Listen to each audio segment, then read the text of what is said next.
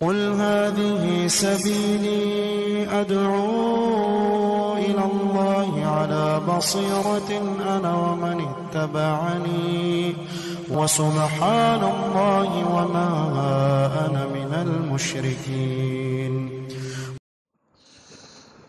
اعوذ باللہ من الشیطان الرجیم.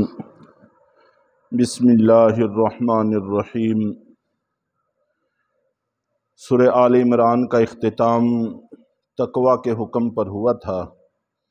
واتقوا اللہ لعلکم تفلحون، کہ اللہ سے ڈرو تم کامیاب ہو جاؤ گے، فلاح کو پہنچ جاؤ گے.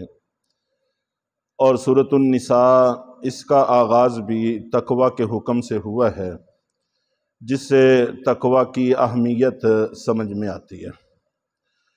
اور خطبہ نکاح میں، نکاح کے موقع پر جو خطبہ پڑھا جاتا ہے اس میں عام طور پر قرآن پاک کی 3 آیات تلاوت کی جاتی ہیں، جن میں سے پہلی آیت یہی سورۃ النساء کی پہلی آیت ہے. ہم لوگوں کی بد نصیبی یہ ہے کہ دنیا کا کوئی بھی کام ہو، کوئی ملازمت ہو، اس کے لیے کچھ نہ کچھ شرائط موجود ہیں. ڈاکٹر ہے، اس کے لیے ڈگریاں، انجینئر ہے، اس کے لیے بھی کچھ نصاب ہے. غرض چپڑاسی سے لے کر صدر تک کوئی بھی عہدہ ہے تو اس کے لیے کچھ نہ کچھ شرائط موجود ہیں، کچھ نہ کچھ تعلیم ضروری ہے. یہاں تک کہ بچے کو اگر سکول داخلے کے لیے لے کر جائیں تو وہ بھی چند تقاضے کرتے ہیں، چند فرمائشیں ان کی بھی ہوتی ہیں. اس کا یونیفارم ہونا چاہیے، فلاں ہونا چاہیے، اتنی عمر ہونی چاہیے. لیکن نکاح، شادی، یہ وہ معاملہ ہے جو ہمارا زندگی بھر کا ہے، اہم ترین ہے، دنیا سے بھی تعلق رکھتا ہے، آخرت سے بھی تعلق رکھتا ہے. لیکن قطعاً اس کے متعلق کچھ بھی جاننے کی ضرورت محسوس نہیں کی جاتی، جس کے نتائج پھر ہم سب بھگتتے ہیں. یہاں تک کم علمی ہے اس حوالے سے کہ خطبے میں کیا پڑھا جا رہا ہے اس کا بھی ہمیں ذرہ بر علم نہیں ہوتا، پتہ نہیں ہوتا. حالانکہ مختصر سا خطبہ ہوتا ہے، 3 آیات اس میں تلاوت کی جاتی ہیں، 1-2 حدیث کے ٹکڑے ہوتے ہیں، اور اس کے علاوہ اس میں کوئی بات نہیں ہوتی. لیکن اس سے بھی آگاہی ہمیں نہیں ہوتی. تو بہرحال سب سے پہلی آیت جو خطبے میں تلاوت کی جاتی ہے وہ یہی ہے: یا ایھا الناس اتقوا ربکم، اے لوگو اپنے پروردگار سے ڈرو. رب کا لفظ استعمال کیا ہے. رب پرورش کرنے والا، تربیت کرنے والا، اور اس کا اصل معنی یہ ہے کہ ایسی جگہ سے کسی کو اٹھانا کہ وہ ناقابل ذکر ہو اور اس کا کچھ بھی وجود نہ ہو، اور پھر اس کو ایک اشرف المخلوقات کا فرد بنا دینا، اس کو تربیت کہتے ہیں، اور رب ہونا اسی کا نام ہے. تو رب کا لفظ استعمال کر کے اللہ تعالیٰ نے یہ بات واضح کی ہے کہ میں تمہارا رب ہوں، تمہاری کس جگہ سے میں نے تمہیں اٹھایا اور ایک مضبوط انسان بنایا. تمہاری ذمہ داری ہے کہ تم مجھ سے ڈرتے رہو.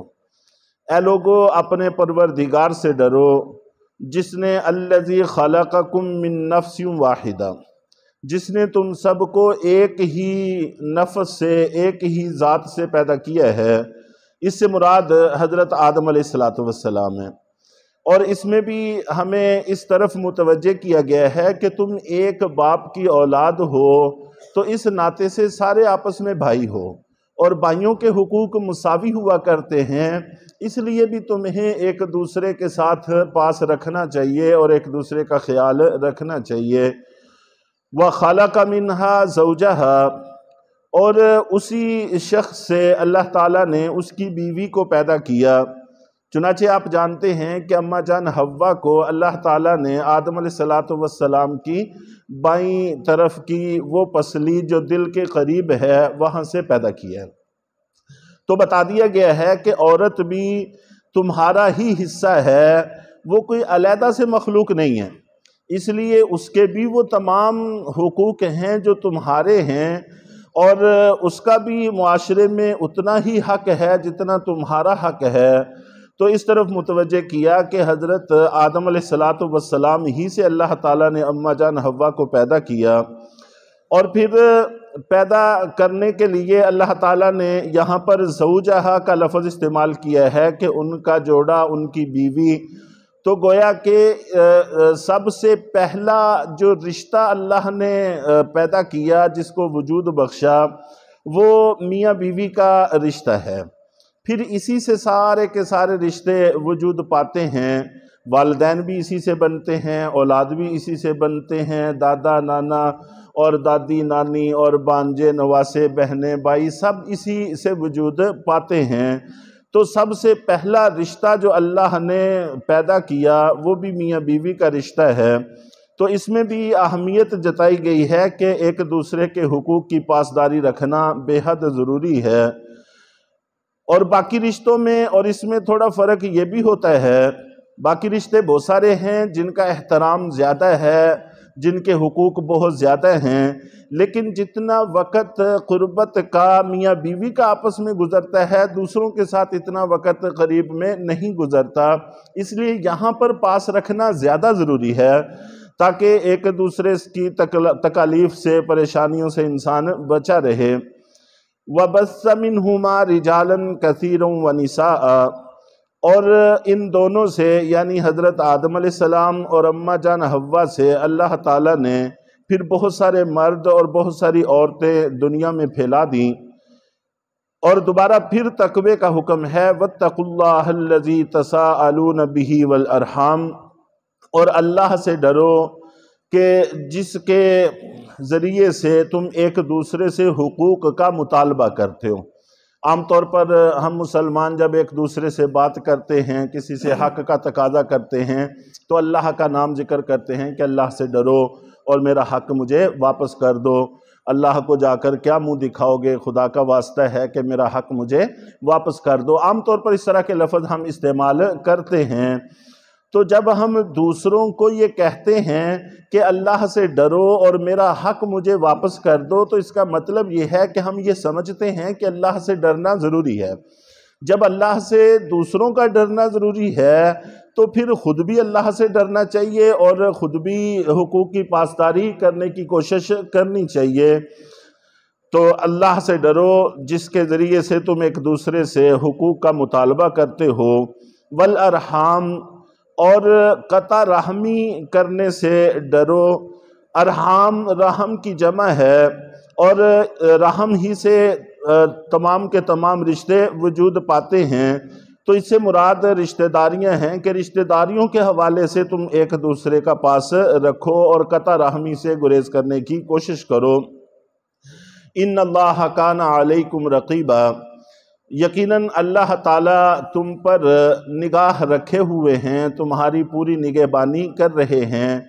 اور قرآن پاک کا اسلوب بھی یہی ہے، اللہ تعالیٰ کا طرز بھی یہی ہے کہ اللہ تعالیٰ محض قانون بیان نہیں کرتے، عام حکومتوں کی طرح صرف قوانین کا تذکرہ نہیں کیا جاتا، بلکہ محبت اور شفقت کے ساتھ ان کی پاسداری رکھنے کی ترغیب بھی دی جاتی ہے کہ اللہ سے ڈرنے کا حکم دیا، بار بار ڈرنے کا حکم دیا، اور آخر میں بتایا کہ یہ پاس رکھنا رشتہ داریوں کا یہ خوش دلی سے، خندہ پیشانی سے ہونا چاہیے، اس لیے کہ اللہ سے بہرحال کچھ بھی چھپنے والا نہیں ہے، اللہ تعالیٰ کی ذات دلوں پر نظر رکھے ہوئے ہے۔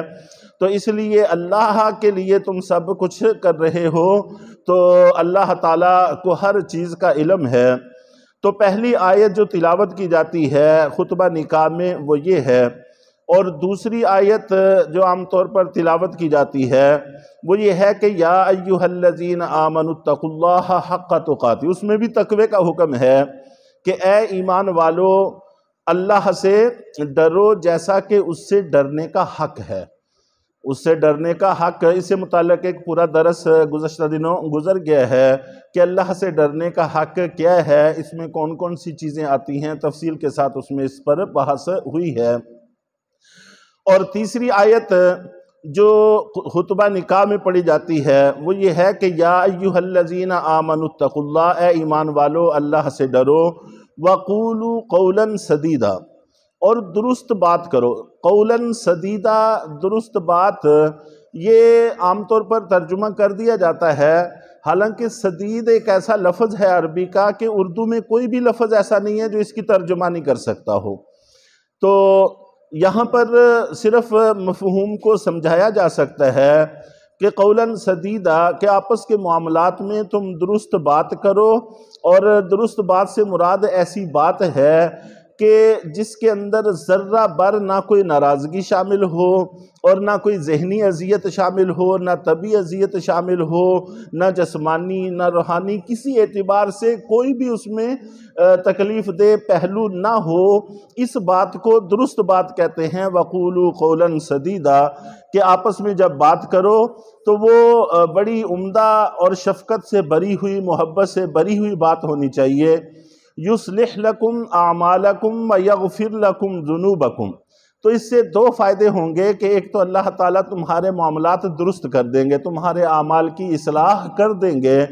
ظاہر ہے کہ جب سارے کام انسان کے درست ہو جائیں تو اس سے اور انسان کو کیا چاہیے؟ وَيَغْفِرْ لَكُمْ ذُنُوبَكُمْ، اور تمہارے گناہوں کی بھی مغفرت کر دیں گے۔ گویا کہ دنیا کے اعتبار سے بھی کامیابی حاصل ہوگی اور آخرت کے اعتبار سے بھی کامیابی حاصل ہوگی۔ جب آپس کے معاملات رشتہ داریوں کے حوالے سے پاسداری کرو گے تو اللہ تعالیٰ دنیا بھی سنواریں گے اور آخرت بھی سنواریں گے۔ وَمَن يُطِعِ اللَّهَ وَرَسُولَهُ فَقَدْ فَازَ فَوْزًا عَظِيمًا، اور جو شخص اللہ اور اس کے رسول کی اطاعت کرتا ہے تو وہ بڑی کامیابی حاصل کر لیتا ہے۔ تو یہ تین آیات ہیں جو خطبہ نکاح میں پڑھی جاتی ہیں، اور تینوں میں قدر مشترک تقوی ہے کہ اللہ تعالیٰ ہمیں اپنے آپ سے ڈرنے کا حکم دے رہے ہیں۔ تو اس لیے نکاح سے پہلے تقوی سیکھنا ضروری ہے تاکہ زندگی خوشگوار اور صحیح گزر سکے۔ اللہ تعالیٰ ہم سب کو عمل کی توفیق عطا فرمائے۔